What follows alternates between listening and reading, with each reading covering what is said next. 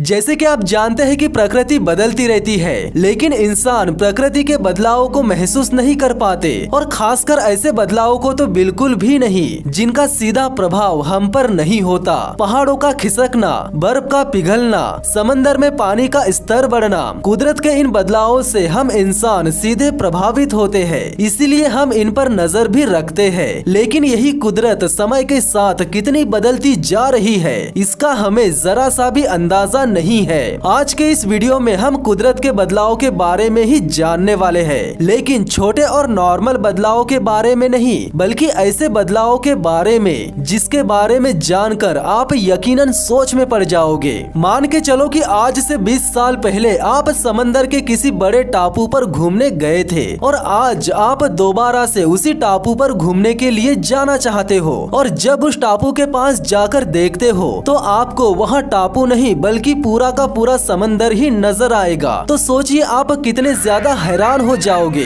आप खुद से ही कहोगे कि यार 20 साल पहले तो यहाँ एक बहुत बड़ा टापू था, अब किधर गया। तो ठीक ऐसा ही कुछ आपको इस वीडियो में देखने को मिलने वाला है। कुदरत के कुछ ऐसे बदलाव जहाँ पूरे के पूरे टापू ऐसे गायब हो गए मानो वे टापू कभी वहाँ थे ही नहीं। तो चलिए दोस्तों जानते हैं कि सदियों तक नक्शे में दिखने वाला आइलैंड कहाँ गायब हो गया, और जानते हैं कि प्रकृति के इस बदलाव को यानी गायब हो चुके टापुओं का रहस्य कोई सुलझा पाया है या नहीं। अगर आप इस चैनल पर नए हो तो चैनल को सब्सक्राइब कर लीजिए, साथ ही साथ बेल आइकन को भी दबा दीजिए, ताकि एक से बढ़कर एक बेहतरीन वीडियोस की नोटिफिकेशन आप लोगों तक सबसे पहले पहुंच सके। नमस्कार दोस्तों, मेरा नाम है विकी पाटिल और स्वागत है आपका रहस्य लिमिटेड चैनल पर। जिस टापू के गायब होने की मैं बात कर रहा हूँ उस टापू का नाम है बरमेहा। 16वीं सदी से लेकर कई शताब्दियों तक नक्शों और औपचारिक दस्तावेजों पर जिंदा ये बरमेहा टापू धरती की सतह से कब गायब हो गया ये कोई नहीं जानता।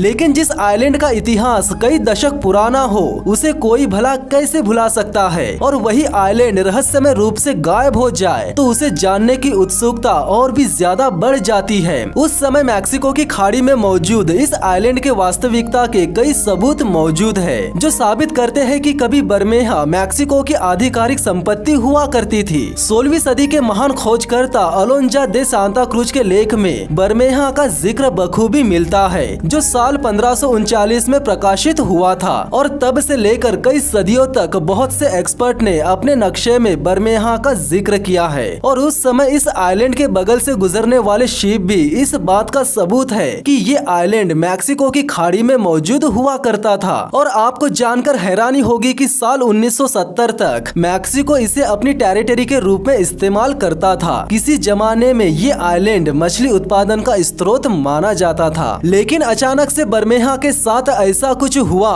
कि उसका इस धरती से नामो निशान ही मिट गया। इसी सवाल का जवाब ढूंढने मैक्सिको की कई एजेंसियां निकल चुकी थी, और साल 1957 के एक सर्वे में ये बात लोगों के सामने आ ही गई कि जहां बरमेहा हुआ करता था आज ठीक उसी जगह पर समंदर की लहरें उफान मारती है। इस इलाके को खोजने के लिए मैक्सिको ने साल 2009 में भी एक अभियान इस उम्मीद में चलाया कि शायद कुछ कामयाबी हाथ लग जाए, लेकिन उनकी ये कोशिश भी नाकाम रही, और कुछ भी ऐसा हाथ नहीं लगा जो साबित कर सके कि बरमेहा का अस्तित्व आज भी है। हालांकि इस आइलैंड का रहस्य आज भी अनसुलझा है, लेकिन इस बात को लेकर लोगों में आज भी बहस जारी है। कई लोग इसे एक काल्पनिक घटना से जोड़ते हैं, और कई लोगों का मानना है कि मैक्सिको ने इस आइलैंड को दुश्मनों को भ्रमित करने के लिए नक्शों में दर्शाया। और वही दूसरी ओर मैक्सिको का इल्जाम है कि बरमेहा पर मौजूद तेल के कुएं के चलते अमेरिका की एजेंसी CIA के द्वारा इसे खत्म करवा दिया गया।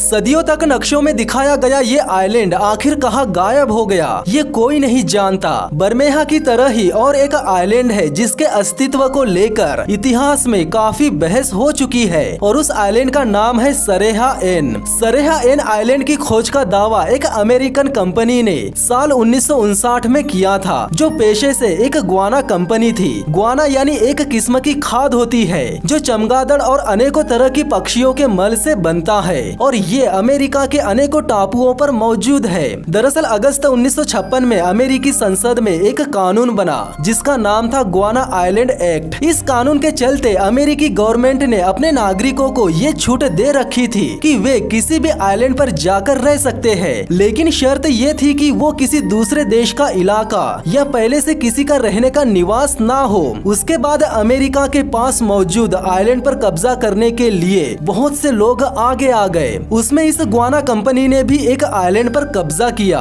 और उस आइलैंड का नाम सरेहा रख दिया। 19वीं सदी तक तो इस आइलैंड पर किसी का भी ध्यान नहीं गया, लेकिन फिर 20वीं सदी में ये आइलैंड अपनी विशेषताओं के लिए दुनिया की नजरों में आ गया और वो विशेषता थी उसकी खास लोकेशन। दरअसल कई साइंटिस्ट का मानना था कि सूर्य ग्रहण की सटीक निगरानी के लिए लोकेशन के आधार पर ये आइलैंड एक आदर्श जगह साबित हो सकती है। लेकिन फिर 1932 में जर्मन साइंटिस्ट की एक टीम उस आइलैंड की खोज में निकली। तब कुछ ऐसा हुआ जिसकी उन्हें बिल्कुल भी उम्मीद नहीं थी। जिस आइलैंड की खोज में वे लोग निकले थे, वैसा आइलैंड उस जगह पर दूर दूर तक नहीं था। गुआना के लिए हासिल किए गए इस टापू का वहां ऐसा कोई भी निशान मौजूद नहीं था। साल 1937 में अमेरिका ने भी यूएस पैसिफिक फ्लीट के नाम से अपनी एक टीम उस आइलैंड की खोज में भेज दी। इस अभियान की सबसे बड़ी वजह ये थी कि इसी साल 8 जून को सूर्य ग्रहण लगने वाला था। ऐसे में इस आइलैंड को ढूंढना बहुत जरूरी हो गया था। लेकिन जर्मनी की तरह ही अमेरिका के हाथ भी कुछ नहीं लगा। हालांकि टीम उस आइलैंड का पता तो नहीं लगा पाई, लेकिन सूर्य ग्रहण निगरानी सफल रही, जो कि उस रहस्यमय लोकेशन के पास मौजूद कैंटन और एंडरबरी आइलैंड पर की गई। कई सालों तक इस रहस्यमय आइलैंड पर चर्चा होती रही, लेकिन जो आइलैंड हमेशा के लिए गायब हो गया था, उसे अब नक्शे में जगह कैसे मिल सकती थी। वही अमेरिकी कंपनी के दावे को भी लोगों ने ये कहकर ठुकरा दिया कि काल्पनिक आइलैंड के पीछे उनका मकसद देशवासियों को धोखा देना था। तर्क तो सभी ने दिए, लेकिन प्रकृति के इस बदलाव को कोई भी सुलझा नहीं पाया। ये आइलैंड वाकई मौजूद था या नहीं, ये किसी को नहीं पता।